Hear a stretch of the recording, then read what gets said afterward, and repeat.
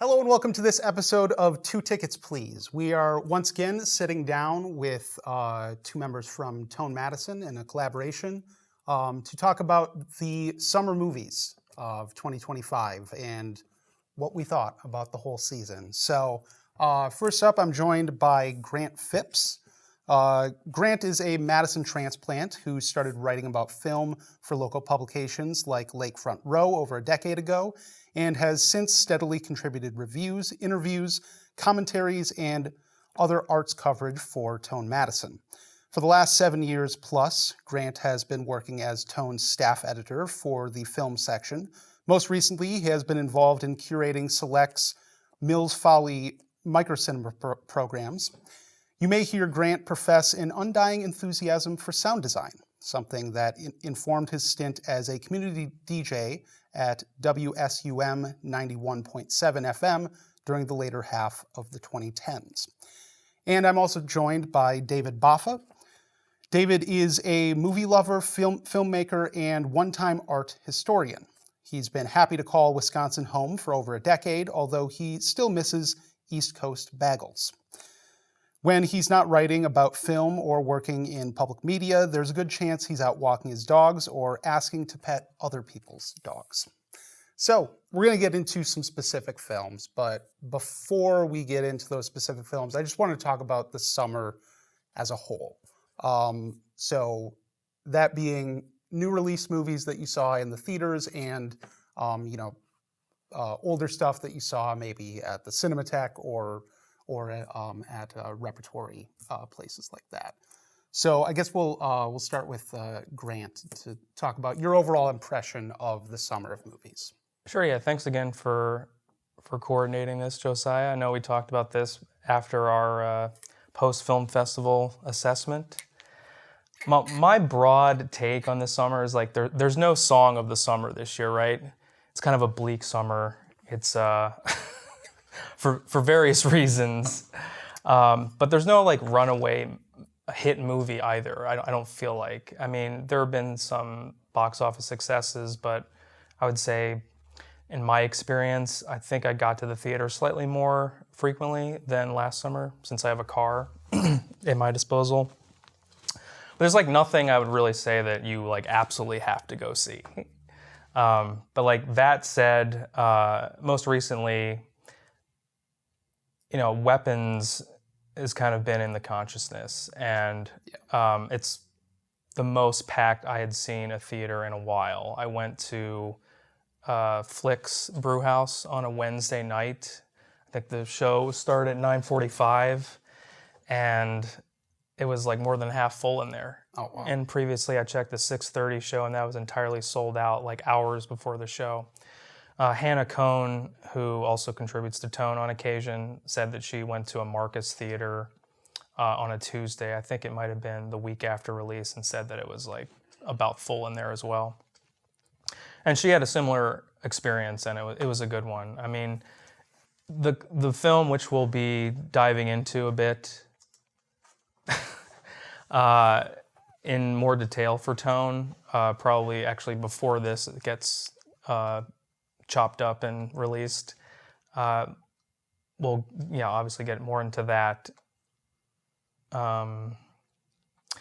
It's interesting to think about that movie too as a big success, because I don't think it has a astronomical budget, and it's not a sequel or something that's pre-existing IP. You know what I mean? Well, it's really born out of people liked Barbarian and they went for the director, which is that's interesting. Kind of interesting. So that's a good thing. I mean, I did like the film. We don't have to get too much into that, but I guess the last thing I'll add, it's just kind of like the industry is still trying to figure out how to capitalize on the success that was Barbenheimer over 2 years ago now. Like that was like a cultural phenomenon that you can't really refute. Yeah. And I don't think there was anything last year that met that, and definitely I think that this year has been a step down even further from that. Oh yeah, what do you think, Dave? Yeah, I think I'd agree that it felt sort of bleak. Bleak is maybe a strong word. It certainly didn't feel like a summer slate that I was excited about. Partly because, superhero movies are not really my thing. So I wasn't like, oh, I can't wait to go see Superman or Thunderbolts or anything. Last year I was really excited about Furiosa, and I didn't have that this year. 2 years ago, I was excited. I was excited to get caught up in like the Barbenheimer phenomena, even if I wasn't really thrilled with Oppenheimer. I was much more thrilled with Barbie. This year, I felt like I should see F1 because everyone is seeing F1, and I have AMC stubs, and I should go see something in IMAX, and I should see Mission Impossible because I saw part 1 last summer, and so now it's like. It felt like the way I felt seeing the third of the recent Star Wars sequels, right? Like, well, in for a penny, in for a pound. I guess I need to go see this movie. Like, felt like homework. And so my experiences in smaller screenings were much better. At Arts and Lit Lab, there was one, A Photographic Memory, which was a documentary that was great. And then, this isn't maybe as relevant for Madison, but I saw Taxi Tehran in New York City when I was out east for a trip. It was stuff like that was more exciting. Or even, the 35th anniversary screening of Teenage Mutant Ninja Turtles. That was more exciting. And the rest of the summer, the irony of signing up for Stubs this year for me is the fact that it is the summer that I have been least excited about the new movies that are coming out, with a couple exceptions, I'll say. Yeah. I like the Taxi Tehran and Teenage Mutant Ninja Turtles in the same sentence there. Probably not often that happens. Yeah. But, here we are. I mean, they both have their own place in rescreenings. Right? Yeah, I would say I feel maybe similarly with a little bit more positive edge to it. I think I think some of that was I historically had been more into the superhero films, and then within the last 4 years, they've been pretty trash. And then this year, they were a lot better this summer than they've been. So, like, some of it is kind of, So they set the bar low. Yeah, setting the bar low, and then I was like, positively surprised to some degree. And I would say, so a lot of the bigger films I was satisfied with. F1 was a big spectacle. We'll get into, its pitfalls, but it was what I signed up for. Mission Impossible, I have some problems with, but like the spectacle again was there. So like the bigger movies gave me the spectacle that I signed up for. I think this year I found a little less on the slate for smaller films. There were definitely some there, but like my favorite, I guess, smaller film of the summer, Eddington, then went on to just bomb. So it goes with the recent trend of, are we going to have these smaller films, coming to the multiplexes if they continue to bomb like this? But then you have things like Weapons that cut against that. So. Well, Eddington is curious. Like, I saw that also at a late show time at Flicks on a Wednesday, and there were like 2 other dudes in there. My friend Jason showed me this meme where it's like, these are my people, like random people in different parts of the theater for Eddington. And it played a second week at Flicks, surprisingly, despite like the poor attendance, presumably, for all other times. But I don't really know what that full picture looked like. But unfortunately, that did. I mean, then that one was obviously a hard sell for people. Oh, before we continue, I wanted to add, like, I think my biggest discovery was not in theaters, but it was with this Severin box set. Who am I showing? This House of Psychotic Women, Volume 2, that Kayla Janice curated. It's just like really great restorations of like long forgotten films, except for maybe Morgiana, which is not that forgotten. I know Peter Strickland has mentioned that in conversation about his filmmaking. But yeah, this film called The Savage Eye from like 1959 is exceptionally amazing. It's just kind of an innovative film. It's like like a psychological drama, but it's also sort of like a documentary of Los Angeles during the mid-1950s. Hard to pin down, but yeah, I would highly recommend this box, and I'm not being paid to. I recommend it to my friend Rob, who lives in North Carolina. Please sponsor us. Yeah. On that note, I guess my favorite screening of the summer would be all the David Lynch screenings at the Cinematheque. I went into this summer not seeing any David Lynch films, so I know it was like my one blind spot I never got to, and so that it was really cool to then like see Elephant Man, and then they did a screening with the shorts and one episode of Twin Peaks, and then they did Mulholland Drive, and it turns out Mulholland Drive is pretty good. It's quite good. Probably my favorite Lynch film. The hot take for the episode. Yeah. Mulholland Drive is good, everyone. Yeah, I mean, definitely gonna have to watch it again because one of those. But yeah, I was all of those screenings I really enjoyed, especially also like they had Mary Sweeney, his longtime editor, come and talk, and she's just like incredible to listen to. So like I loved the screenings, and then afterwards, like for 30 minutes, I'm just like listening to a genius talk.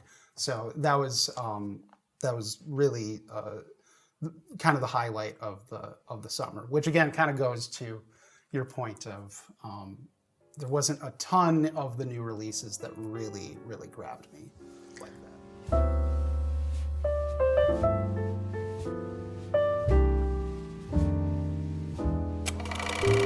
I guess let's get into talking about.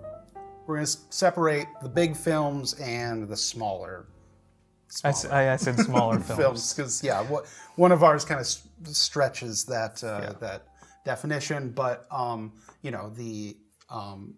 the gigantic budget films. I know, David, you saw Mission Impossible, so why don't we talk about that a little bit? That's at the very beginning of the summer, kind of kicking us off into the season. What were your impressions of that film?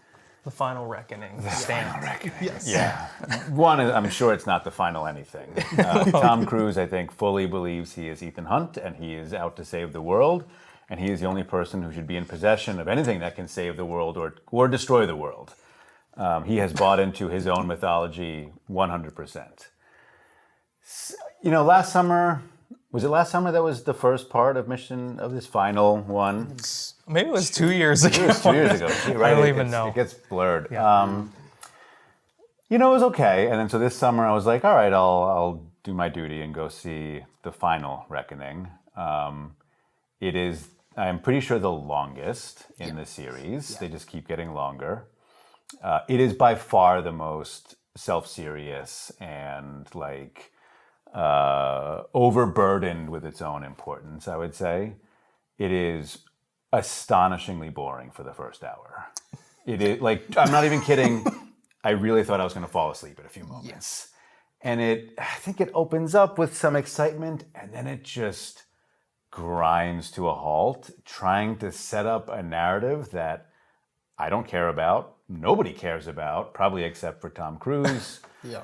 And then you get a couple big action set pieces that are impressive, right? That's what you're going to. I mean, I feel like you're going to a Mission Impossible film for a couple of things. You're going for set pieces, right? Yeah. Great, we have that.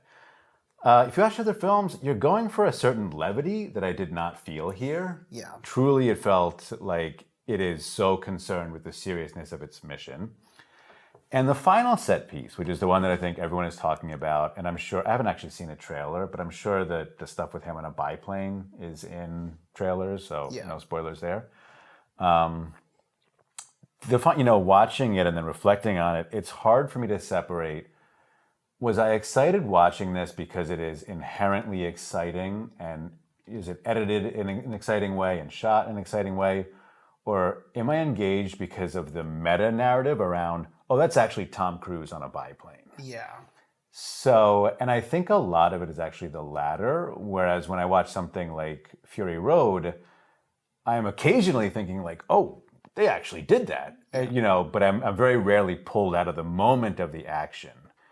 And watching Mission Impossible, that last set piece, I'm mostly thinking about, wow, that's Tom Cruise on a biplane. That's pretty crazy that he did that. And I think they're so in love with that scene that they actually drag it out a little longer than it needs to be. Yeah. Interesting. And it also, you spoke of like the lack of levity. It's also like the first time we get a little bit of levity in the film, because there are like certain moments they're like calling back to like, like old, like kind of Chaplin-esque, like stunts and plane stuff. And so you get like a little bit of levity in there, but again, so much of the movie is weighed down by this self-seriousness. And yeah, the first hour, it's just like a clip show. Yeah. They're just like, oh, you forgot about all the other ones. Let us show you them. And it's just like, you don't need to do that. Well, I haven't seen the film, but this is something that I was aware of beforehand, and I'm like, this is kind of like a newer trend for films. I think The Matrix Resurrections did this frequently. It's just like showing you clips from 2003 from either The Matrix Reloaded or The Matrix... what's the final? Revolutions. I was going to say Resurrections, but no, that's the fourth one. But yeah, and then also this year, Happy Gilmore 2, which is an atrocious film on pretty much, it's not even really a film. It's just basically a cameo fest by celebrities who think they're in like a Super Bowl commercial, which is not, I didn't frame it that way, but I totally agree with that assessment. But like, why are we spending additional time to just like flashback and do the whole like, South Park member berries thing with movies? I mean, like, this is the supposed final Mission Impossible movie, and it's a direct sequel to the film from 2 years ago. So why are they also setting something up again? It's like the first film from it's called Dead Reckoning, correct? Yeah. Which I also did not see. But like, that's supposed to be setting up this movie. Why do we need like another setup that's grinding to a halt after this initial action sequence? Is kind of what you suggested. Yeah. I don't understand. They literally show clips from that Dead Reckoning. Oh, they do? It's not just like, oh, remember the third one or whatever. It's like, remember the one you just watched. Yeah, I really detest this trend. I don't know why. I think it's just like, well, let's cater to the audience who, they're inundated with everything and they probably forgot anyway. I don't. Yeah. But if they wanted to revisit that movie, it's like, it's there. It's easily accessible. It's not like...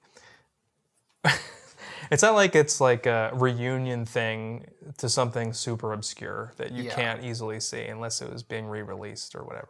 Yeah.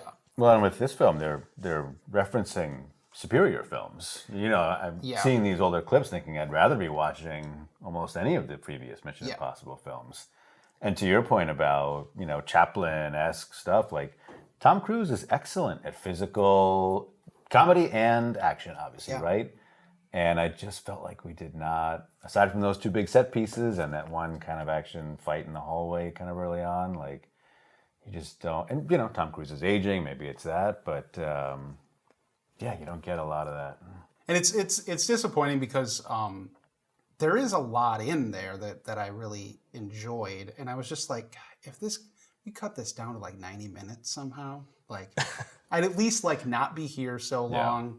And I'd probably have a pretty good time. The sub scene, Milchik, I can't remember the actor's name, but Milchik from Severance, who is in Mission Impossible. Incredible. Tillman? Yeah, Tremel Tillman. Fantastic. He's a great actor. Yeah. In Severance as well, No, and that, I loved, like, we're just going to this random... the whole thing had this incredible homoerotic thing to it, too. Okay.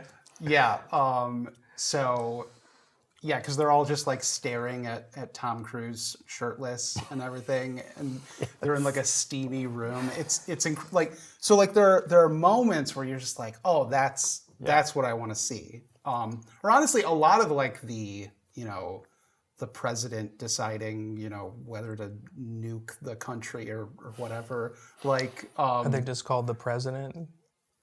I don't remember the name. I think they give her a name, but yeah, it's just, good. It's a her too, and probably somebody more competent. yes. Yeah. I'm forgetting the actress, but yeah, like a lot of that is like it's so like it's so over serious that it's becoming a little bit funny.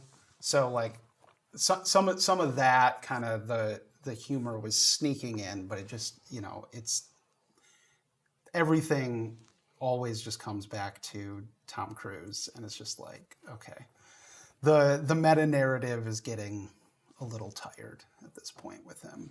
So what of these superhero films did you guys see this summer? I guess we'll start with Grant. I didn't really prioritize any of them because I kind of stopped watching them after like Thor Ragnarok. What year was that? Like 7-8 years ago now? 22? Oh no, Ragnarok is yeah, that was not 2018. Yeah, something like that. But James Gunn has always been kind of a curious filmmaker for me. Like I don't think he's like a top tier filmmaker, but he always makes like entertaining stuff. Even like the Suicide Squad sort of reimagining that was sort of just dumped onto HBO Max, and then it had like a very brief run at like the old Market Square Theater, Silver Cinemas, before that closed down. Rest in peace or whatever. Yeah. But like, so I was like, I'll give Superman a shot, and I expected kind of nothing from it, but I would say I fairly enjoyed it. It's definitely not a perfect movie, and I don't know how much redundancy is there in like his canon, like how much is he repeating in this film, like those beats that maybe he traced in the two Guardians of the Galaxy films, Volume 2 and 3, which I did not watch, so I can't. But I saw the first one, and that was fun too.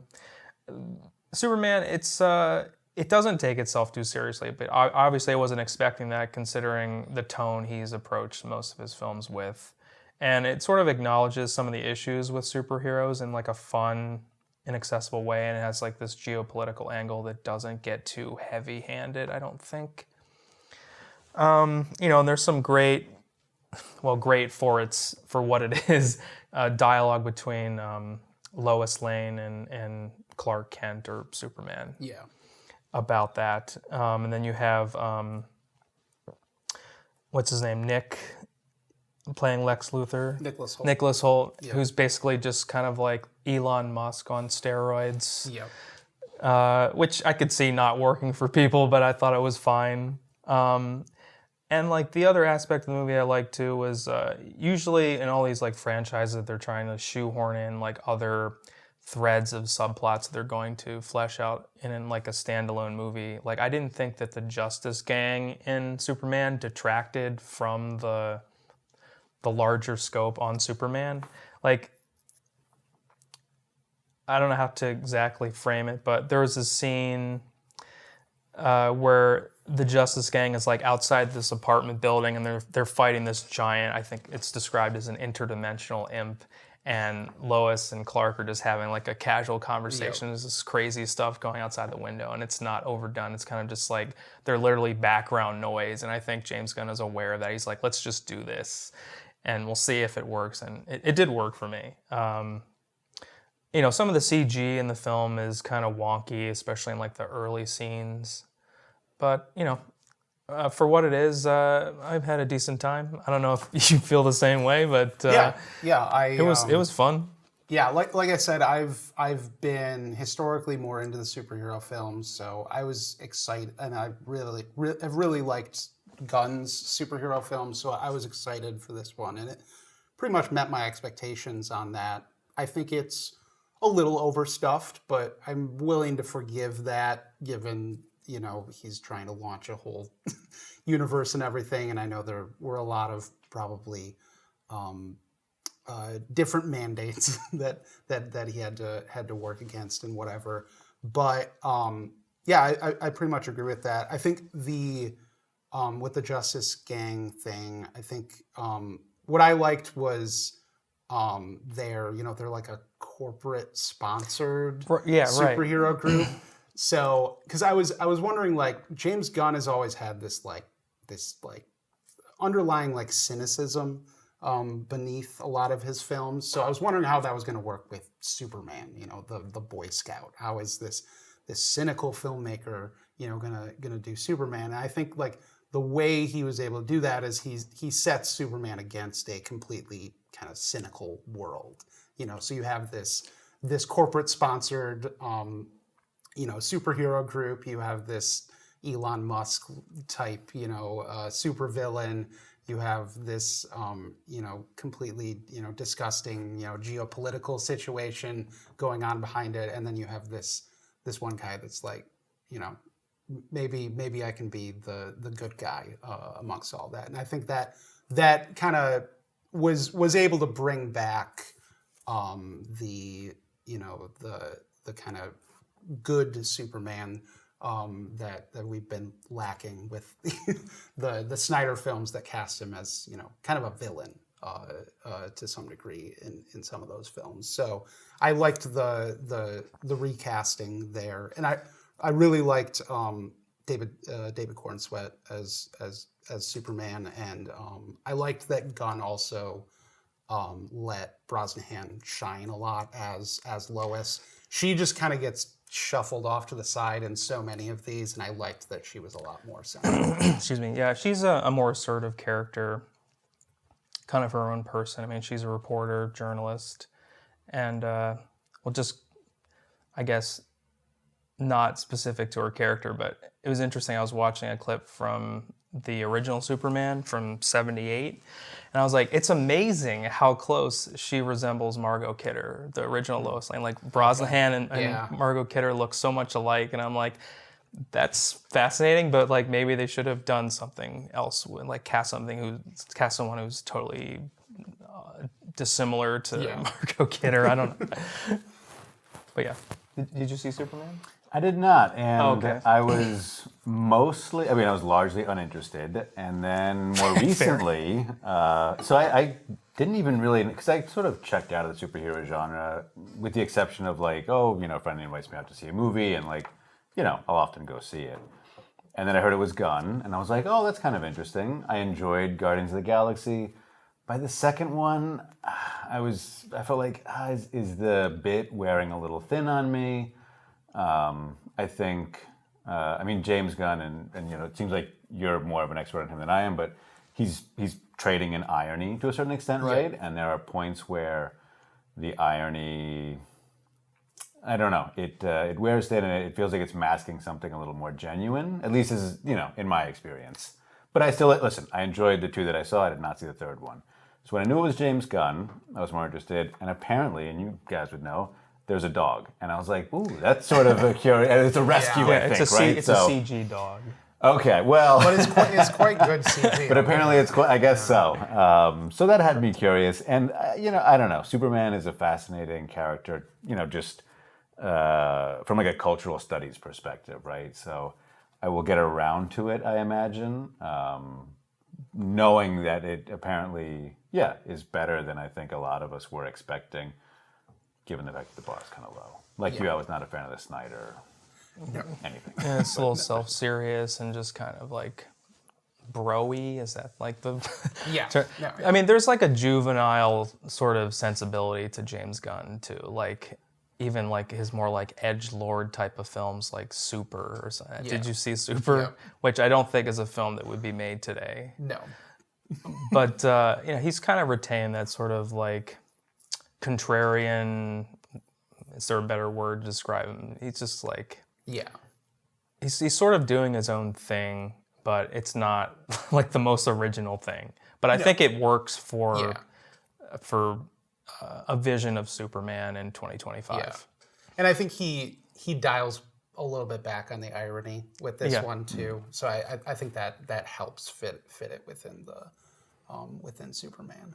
So yeah, I think that was probably the highlight superhero film for me of the summer. I liked Fantastic Four as well. But that one again, it's like the bar was pretty low for me, so I'm like, it did what it needed to, and I was satisfied with it. Mainly was satisfied with just the cast dynamic. I really enjoyed, and then Thunderbolts I thought did some interesting things I had not seen Marvel doing, and both of them quite self-contained, and that was the thing I was just getting so annoyed with the MCU. It's just like, I haven't seen the TV show. Can I not see the TV show? And they were continuing to tell me, you need to see the TV show. So I know that was especially the case with the Marvels and a couple of those films that came out around that same time frame. Yeah. So I guess the other big one that I know, David, you saw, big spectacle film was F1. Yeah. So what were your thoughts on that?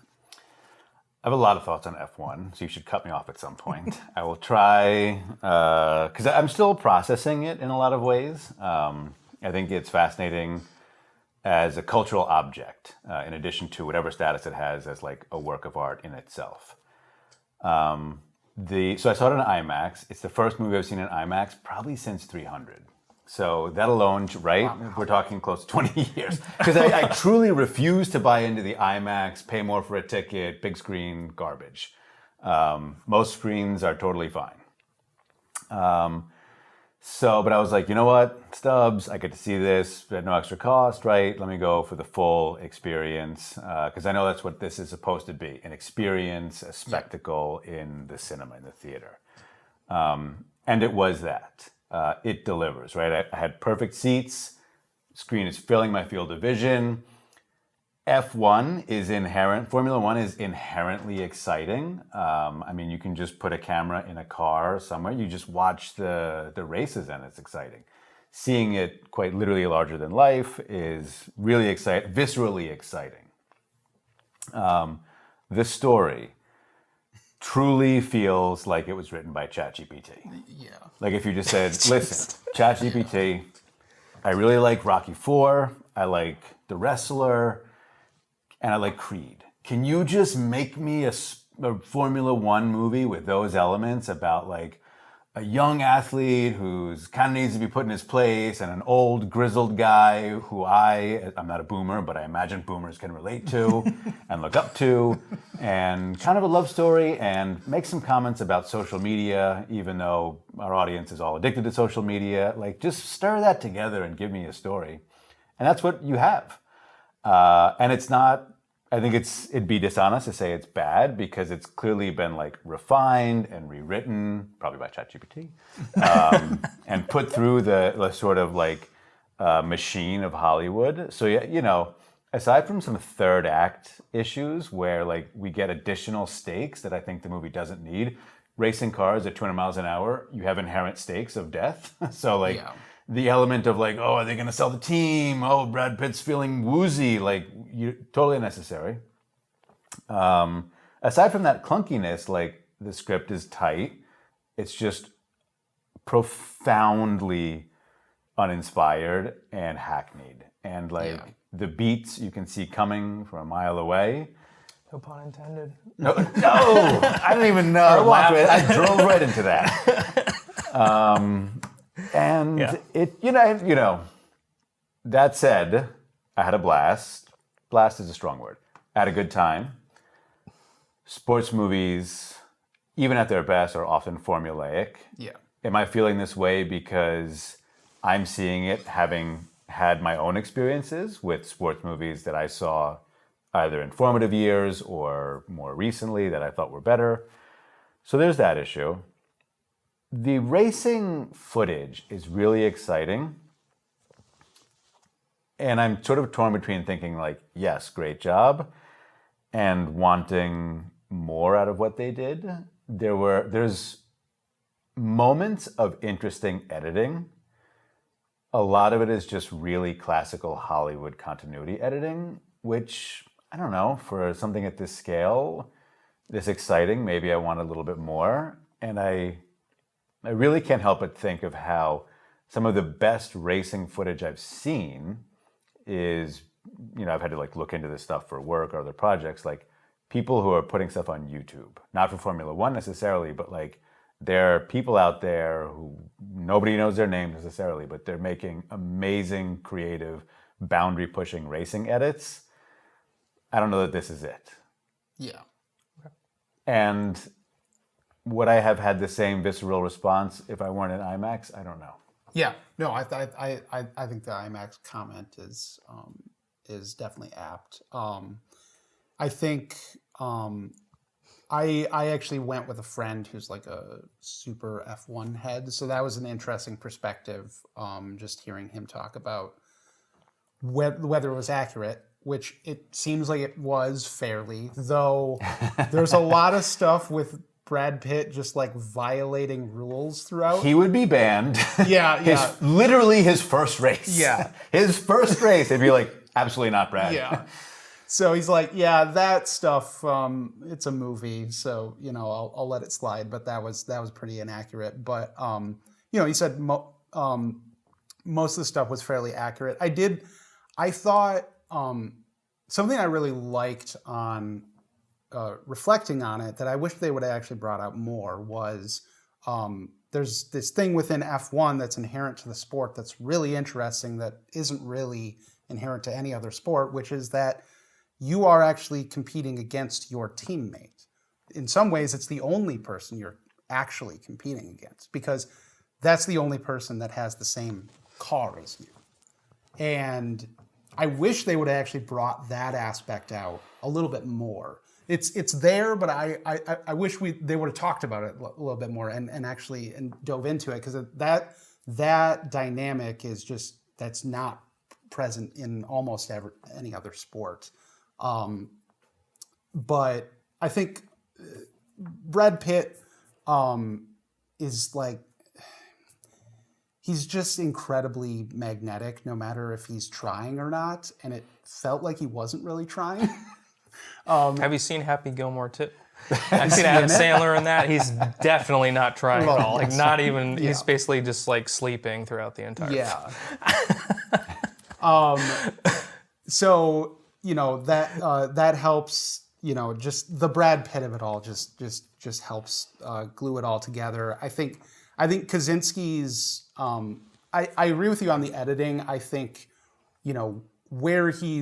where and how he's putting the camera places. I think definitely he is doing some pretty kind of minorly revolutionary things. Mm-hmm. They obviously they designed rigs for it all and everything, so that's pretty cool. But yeah, I think if they would have gone a little bit farther with the editing of the races, I think that would have been a little bit more interesting. But yeah, the screenplay is just it's just so bog standard, and it's just like if you could have just given me a little bit more there. It might have been one of my favorite experiences the entire summer. Listen, I'm sure there are amazing Formula One scripts out there, right? Written by people who know the sport, who are in it. I mean, to your point, right? I'm not like an F1 fan. My partner is, so she had some thoughts, obviously. But, to your point, right? We get kind of a standard, like, we need to work together narrative in a sport that has a distinctive element of, oh, you kind of have to work together. You're also fighting against this person. Yeah. And so to not lean into that, that's a little disappointing. But Brad Pitt is magnetic on screen. He's at this point playing old Brad Pitt, which we've seen in like Once Upon a Time in Hollywood. We saw in, what's the one he did with on the train a few years ago? Bullet Train? Bullet Train. Yeah. I didn't see that. He's, he's playing like an old version of himself. But he's magnetic on screen. He's fun to watch. I do think my read on it, on Brad Pitt at least, is that Brad Pitt, and the film's meant to be a 4-quadrant film in many respects, right? They need to make $1 trillion, and that's their goal. But Brad Pitt especially, I think, is meant to just like hook the sort of older Gen X boomer man who is weighed down by all the stuff of his life that he's accumulated and sees in Brad Pitt in something like Formula One, a guy who is literally living in a van with no connections and is supremely talented and can walk into a sport that he has not done in 30 years and be literally among the best. I mean, there are 20 drivers in F1 in the world. You're the best in the world. It's the best racing in the world. And he can just do it. And no strings attached, right? Yeah. Like there's an American older male fantasy figure in Brad Pitt, I think. And I think you can see some similar, or they're at least they're going after a very similar audience and some similar themes in Top Gun Maverick as well. So I see some similar things emerging within Kaczynski's filmography here. But that being said, if you hand that guy a really good script, like the filmmaking chops he has are really impressive. So.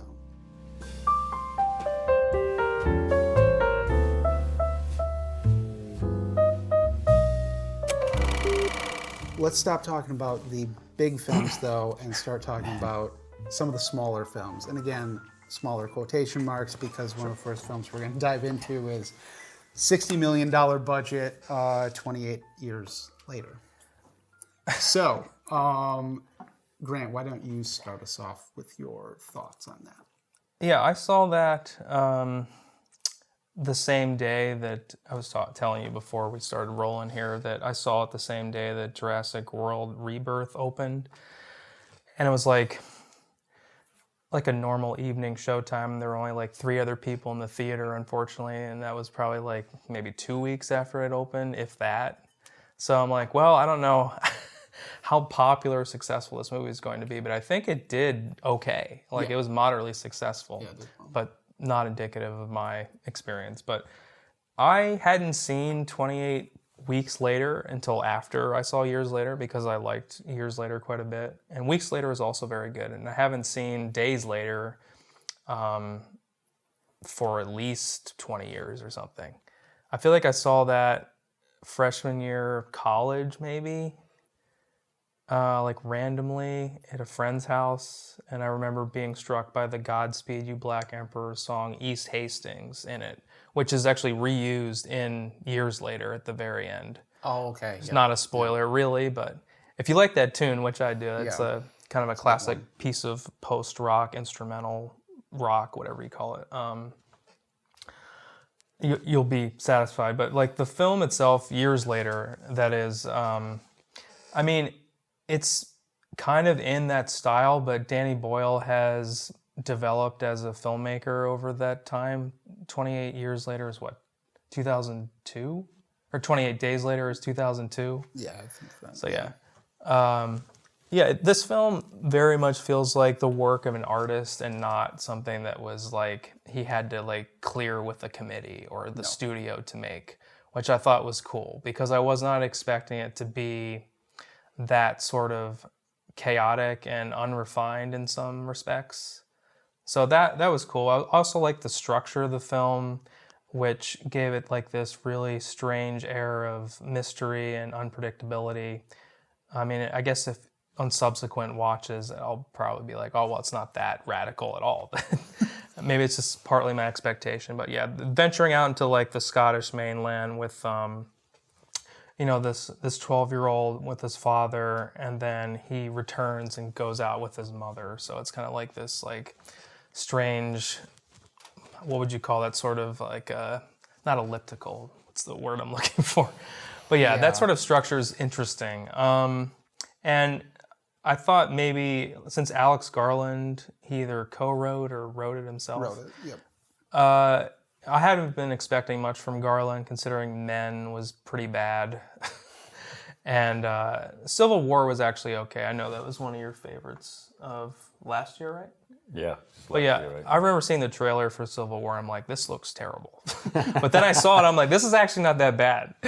I didn't see Warfare, though. But this is a pretty far cry from Civil War and Warfare, I would think.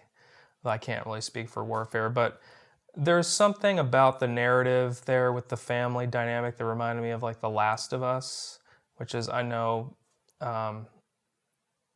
in the cultural consciousness again after it was a big thing when I first played the game when it came out in 2013. But since then, the TV show has gone through a couple seasons, and that was a big production with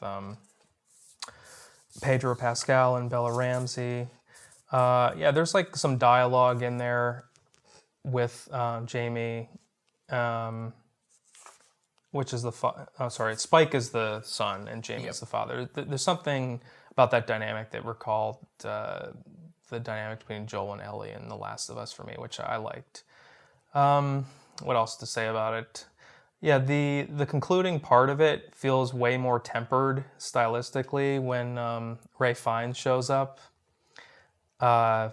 which apparently I didn't find this out until a couple days ago, and I was reviewing my notes. But they're doing like another 28 years later film called The Bone Temple, which has got to be focused on him because like that whole segment. Yeah. I don't think we have much information but yeah. about it. But yeah, you would assume. But yeah, like Ray Fiennes is such a great actor, and he sort of has his own command of the material and the narrative at that point, despite it sort of breaking from the style, I would say, of the first like 2/3 of the movie. And there's a lot of like emotional weight there, gravity to the situation that I thought generally worked well. The last thing I'll say on the style is that in the moments where the father is getting the arrow kills, the cinematographer and Danny Boyle chose to favor the style where it's like a freeze frame and then the camera pans, which is, I think, was a very popular technique in the 2000s. I remember this terrible Uwe Boll film called House of the Dead, which is an adaptation of the light gun arcade shooter. Like Uwe Boll does the same exact thing, and I'm like, I thought it was tacky when I saw that film, I don't know how many years ago. Well, I was like half paying attention, but like we're mocking it at the time.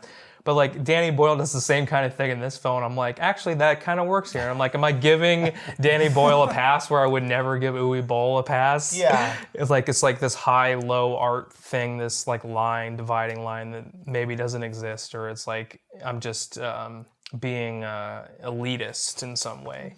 It's based on whose name is attached to something. I think it's a technique that you can do worse than others with. And I also think like the kind of very fast kind of kinetic editing like fits really well with that technique. So I think when it happened in the film, I'm just like, oh, that makes sense. It didn't like pull me out of it per se. David, your thoughts?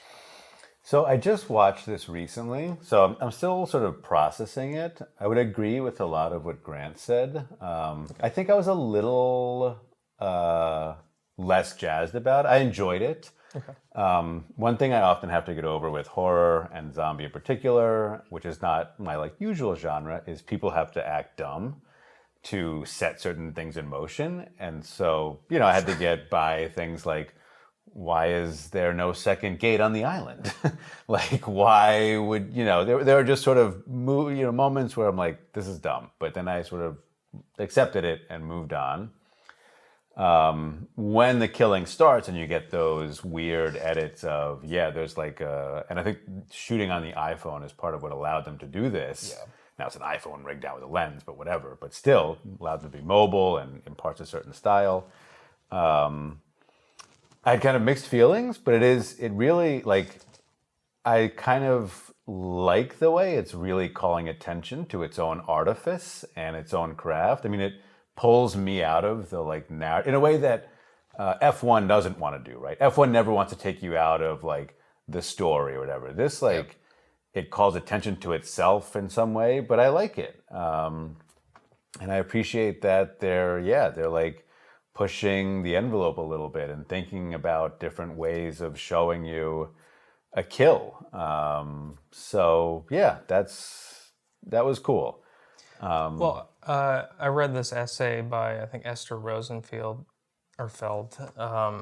who's a film critic in New York, but she is like talking about how that style that I mentioned, the Uwe Boll freeze frame pan style, is just kind of in the mind of the father. Like that's how he's seeing the violence. Like it's like this. Yeah. It's independent of the world itself. Like Spike killing someone, I don't think the film goes into those sequences or those bits of stylization. I thought like about that it. reading. I like that reading. I think it goes along with like there's definitely like these themes of like, you know, on the island, you know, you keep on seeing like it's almost like this like cultish imagery that's going on. And it's they're also like, you know, editing in footage of like you know, like old English archers and, you know, Or the boots on the ground. yeah, the boots on the ground thing. So it's like this, pretty like, fascinating. it's definitely like talking about this kind of like return to tradition, kind of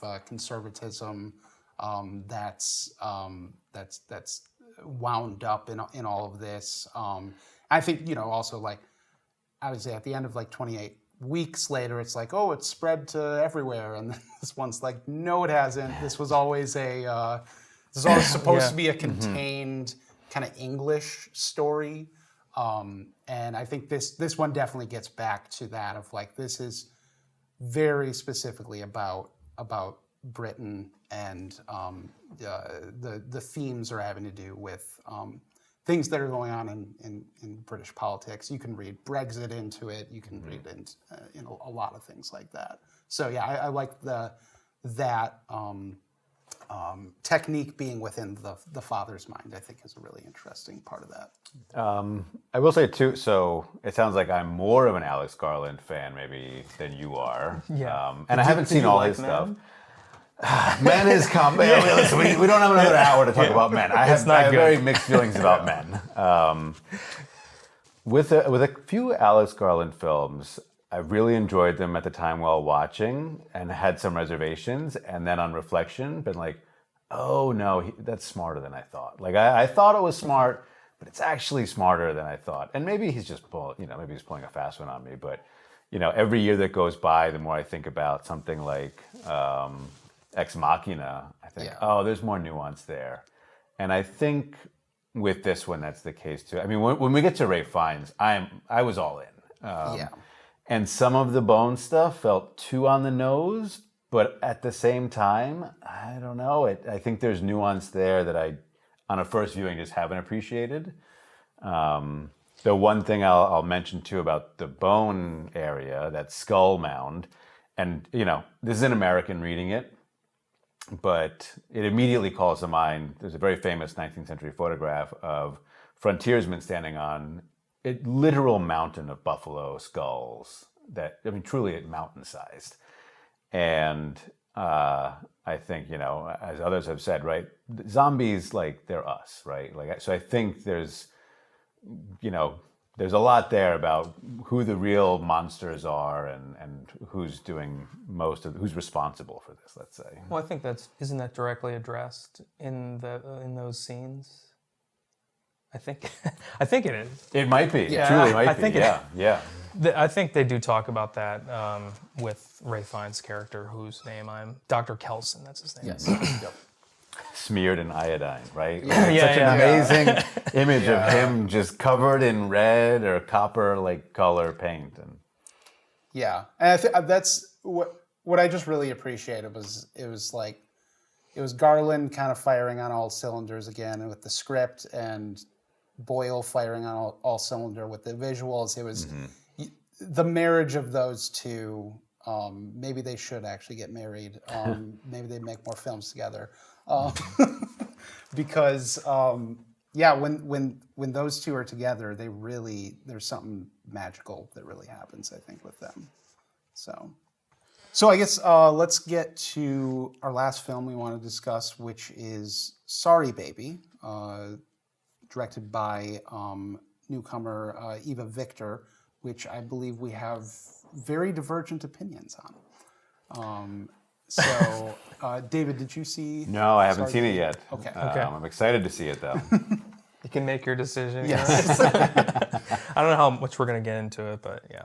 Yeah. So I guess Grant, tell me a little bit about your thoughts there. So this is like the highest rated film of the year according to, well, I mean, the way Rotten Tomatoes functions, I don't know if I put a lot of faith in that. It's like if something's neutral, it'll just determine that it's positive, or maybe if there's something particularly negative in the neutral review, they'll lean negative. But I feel like most of that leans positive. But it has like a 97% or something, and it also won like a screenplay award when it premiered. I just don't understand where that's coming from. Like a surprising amount of dialogue in this film. Well, I feel like I haven't even set up the film, but like... Well, so I guess Yeah. my plot description was it follows a character, Agnes, and years after surviving a sexual assault by a mentor, Agnes struggles to carry on living in the same town and working at the same school. Okay, thank you for that. But like, the dialogue in the film is very bad to my ears. Like, I know that there's an attempt to be a little more theatrical and sort of stagey with it, but the moments that are supposed to come across as sincere, they just don't really ring true as interactions, because I can't hear this dialogue coming out of these people's mouths. So there's just this one kind of, maybe this is a poor example, but it's probably the worst example that I can think of, is that there's this gregarious guy, Pete, who Agnes encounters after having kind of like a hyperventilating trauma response in her vehicle. And this guy, Pete, offers her a sandwich, and he starts talking about like his past and his family, and he says something about his son's name, Hank, sounding too much like the name Honk. And I'm like, how in the hell did this end up in the final draft of this screenplay and people are saying this aloud? Like, it just, like, that is just a goofy ass line. Like, I don't understand. Wasn't that because of his specific accent, though? No, I don't think so. So I, for the life of me, do not even remember that line. So it was something that jumped out at me as like, this is really bad. So I'm just like, I don't understand what's going on here. The opening scene of the film, I don't like either. I don't think that it even needs to be there. It just seems like kind of indulgent in a way that's like, you're trying to show us these characters bond when they haven't seen each other in a while, and then have this sort of like crude, funny sequence when they're on the couch together. But it's just not needed. You could just cut to the scene of them together in the bathroom when Agnes's friend Liddy, who's played by Naomi Ackie, says something about, I need to tell you something about this sperm donor and my pregnancy. Like, I think that is a far more effective way to start the movie than just have like this like sort of drawn out scene as the titles play over it, and then this like 5 to 8 minute scene that just doesn't do anything. I rarely have that response when I watch a movie. It's like, well, I would cut this out or do that. Usually I'm more forgiving, but for some reason this film irked me with stuff like that. There are scenes that just go on for too long, or characters are just talking when they don't need to talk. But like, there's a scene of her, Agnes's character in her house. She adopts this cat who's a kitten. Is it Olga? I think the cat's name is, that she names the cat Olga. But yeah, the cat catches this mouse in the house, and she freaks out, and she's like violently smashing it with a book on her bed. And I would just recommend that if you're trying to portray a character who you want us to empathize with, to not have a scene like that. Is it supposed to be like... I thought that was a very funny scene where she's dealing with this she reluctantly takes this cat, but loves this cat, and then she finds, I have to deal with this thing I wasn't expecting, and she doesn't know what to do, and she kind of is reluctantly smashing it. Within the context, I thought it was very funny. So I don't know. Okay. I don't understand people freaking out about mice. Like, mice are like very innocent, gentle creatures. They're just people, just like because they move, they scurry around. Like, I don't know. I don't get it. I'm a vegan. I'm an ethical vegan, so that's part of it, I think. But I just did not like that scene at all. I'm just like, why is this in the movie? Like, why would you write your own character to do this? Like, I could feel like there are other ways to show this scene that would be funny or just like kind of entertaining, and this just wasn't it at all. Yeah, I guess I disagree there because I found that scene quite funny. But I think what we're getting at here is if this film's humor doesn't work for you, then the film probably won't work for you because the humor is a huge part of this film. I would say that no, it did not work for me. There's an interesting scene, I think. Liddy is accompanying Agnes to the doctors at a gynecologist. And there's some like really rough, like confrontational humor in that scene. And I did think that I have not seen a scene like this in a film before, and I thought that it worked generally well. But like, I did not feel like the rest of the film sort of matched that sort of tone or, I don't know, abrasive tone or something. Yeah. Did you like the scene where she has to do jury duty? That was not funny to me. I mean, that was somewhat interesting sequence. Yeah, because I thought that scene was brilliantly hilarious, honestly. Okay, interesting. Yeah. So yeah, I think, which I was tracking throughout the film too. I was like, this film is getting at my specific sense of humor, obviously. And I think, yeah, if that doesn't work for you, then I don't think this film will work for you very much. But I do want to get into some of the things I did like about the film. Just having this character. But I do think like I did have trouble at the beginning, so I do agree with you that it has trouble getting going, but there was a certain point where it really locked in for me, and honestly, that was when we went into the past. I really like the overall structure of this and how she's chosen to tell this story. I think the setup of kind of knowing that this horrible thing has happened to her, and then going back and viewing the events through that knowledge is really interesting. I wrote down, I really liked film critic Sidhat Adlaka's review of it, and he pointed out that the interactions Agnes has with her future assailant seem to be almost laden with deeper meaning, quote, as though Agnes were reflecting on these events from a future vantage in order to pick them apart. And I thought that aspect of it, I think, really worked well for me. That she is the entire film trying to come to grips with what happened to her, and we're kind of viewing all of these events kind of through that lens. So I really, really enjoyed that aspect of it. Yeah, I would agree with that too. I think this film works better when it's quiet, considering I said I had a distaste for a lot of the way that the dialogue was written. Like that doesn't seem like the element of the dialogue just doesn't seem very cinematic or cinematically minded to me. However, moments of quiet do.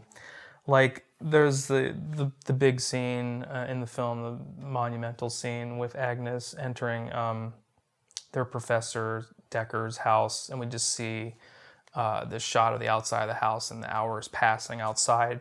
We don't see what happens inside. I don't know if that's a heavy spoiler for the film, but it's just kind of the filmmaking style. I mean, I know that this approach was done to sort of shape, the response to the forthcoming events in the film, but I still thought it was very well done and an interesting choice, and it seems really consistent with the tone and approach to having the main character try to forgive themselves while not pursuing like swift retribution, like that you would see in like maybe a genre film, for instance. Obviously not going for that, and I mean, Agnes's character is not even pursuing like charges against this person. and that's like it's hard to internalize that, I guess, and process it during the viewing experience. So maybe the heaviness of that just sort of muted the humor in later scenes. But yeah, that approach was refreshing to me. Like the lack of pursuit of justice and just sort of having someone ponder about the sort of systemic problems with the student-teacher dynamic or the relationships between men and women, power dynamics. And the film doesn't really try to give you like a firm answer to anything. It just sort of puts it out there, and I just wish that I had responded better to the film. I just wish that maybe it had another draft of a screenplay that I could have latched onto, or I just wish that I could have sunk into the rhythms of its humor at times, but I just didn't get there. And I didn't I thought that there were moments of humor in the film, but I would not call the film a comedy. No, I wouldn't either, but I think the humor is so intentionally part of how she's telling this story that if it doesn't work, then that's obviously a problem. If I watch it again, I'll be curious to be like, oh, maybe I was too harsh on this, or I actually dislike this scene even more because of the dialogue this time. I'm not sure, but yeah, I wish I liked it more. But it's certainly not. It's a film that's suitable for conversation, which is one of the reasons why I wanted to talk about it here, despite not liking it that much. Yeah, well, and I think too, like I saw it a month back. My memory of it's a little bit hazy, so I would like to revisit it and kind of solidify my view on it as well. Did we scare you away from I'm more curious now because, so I follow Grant on Letterboxd, and sometimes I see your reviews for things where I'm like, oh, I love this, and it's 1 star. I'm like, whoa. So I think we had which film? What was this? It was something I really liked recently. It was a film that came out in the last couple of years. Maybe it was Companion. Oh God, that film is horrible. That's this year. That came out this year. Did it really? Mm-hmm. Okay. Anyway, I wouldn't say Companion is a masterpiece, but that's fine. The thing is, I think I haven't seen Sorry Baby, but I feel like it's similar in that if you enjoy some of the humor in Companion and are along for the ride, it's enjoyable. If you don't, it's just going to be unpleasant. And so maybe it sounds like it's a little bit like that. So, I'm very keen to see Sorry Baby. Yeah. Yeah, it's a way more interesting movie than Companion, which is just like lazily playing around with like ideas of AI. Meanwhile, it's like ripping off Terminator 2 in the last 30 minutes for no reason. I think all that can be. I think all that can be true, and I can still have a good time. Yeah. Like I think it's not Ex Machina. It's not the Terminator, right? In terms of how it's dealing with these ideas, but. Yeah, it's kind of like F1. Like, man, I enjoyed myself despite all of this. Despite the AI script or seeming AI script. Yeah, well, I guess I just wanted, before we concluded, an on-the-spot question I thought would be a good way to close this out, would be, as we're moving into the fall movie season, what's one film that you are really, really looking forward to? I think that's not going to open at the multiplex is Bi Gan's Resurrection, a Chinese filmmaker who did Kaylee Blues and Long Day's Journey into Night. That is a masterpiece. Yeah, I think he made that film when he was like 29 years old, which is kind of mind-blowing. And this film seems like it's, pulling from like the high art masters again and doing like this sort of like non-linear film. But like maybe like the most unexpected answer I can give you is the Tron sequel. Like I saw the trailer for that and I'm like, this looks good. What is going on? Okay. Like Jared Leto, don't like him. Yeah, but like the style of the film, it's got a soundtrack by Nine Inch Nails, and I'm like, if you can nail the atmosphere of this and look, like I'm surprised that Disney is running with this. It seems like it's more like doing the synth wave cyberpunk thing better than the last Tron movie, which I don't think I saw, but Oh, you didn't see Legacy? no. Interesting. Is this a direct sequel to that? No. Yeah, it Yeah. doesn't seem like it. Also, Legacy, directed by Joseph Kosinski. Oh, well, there's the Yeah. Joseph Had Kosinski no idea connection. until like a But year yeah, ago. so that's kind of an unexpected answer for me. I mean, I'm sure I'll see it in the theater, but who knows what my actual reaction will be when it's released. I mean, at the very least, it's 9 Inch Nails.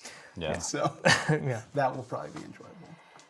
So now I'm excited about the Tron sequel because I didn't know about this. I really enjoy the original Tron. I've seen Legacy, and I'm an easy mark for kind of cyberpunk-esque, neon splashed, right, like future wave type stuff. So Tron Legacy, I'll watch that and be happy. But it sounds like the sequel is even more exciting.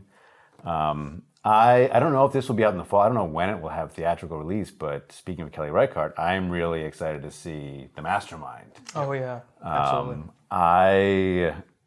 Reichardt just, I think something like Certain Women and First Cow were high watermarks for me, but I really liked Showing Up, and I just love seeing what she does and how she's going to show me something in a way that I do not expect and cannot predict. I don't want to keep ragging on F1 because I really did have a good time, but you can see a lot of what's happening and you know how it's going to play out. And I watch a Kelly Reichardt film and I just don't know how it's going to play out. Not in a chaotic ooh ball way or anything, in a random way, in a way that is just, somebody who's thoughtfully thinking about story and the ways that you can work within story conventions and also upend story conventions to tell really meaningful, rarely told stories. So Yeah, Meek's Cutoff is one of my favorite films of this century. It'd definitely be in my New York Times picks for like the 10 best movies. the fact that none of her movies made I know. It's that list outrageous. invalidates the whole thing for me. Yeah. So yeah, that concludes our discussion of the summer movies of 2025. Grant, where can we find the work of Tone Madison? Yeah, and I think we're like the only publication doing like really deep dives into film these days. You can find us easily at www.tonemadison.com. If you want to add /film at the end of that, that'll take you directly to the film section where you can see everything we have. All right, so thank you both for joining us, and I will see you next time. Yeah, thanks, Josiah. Thank you.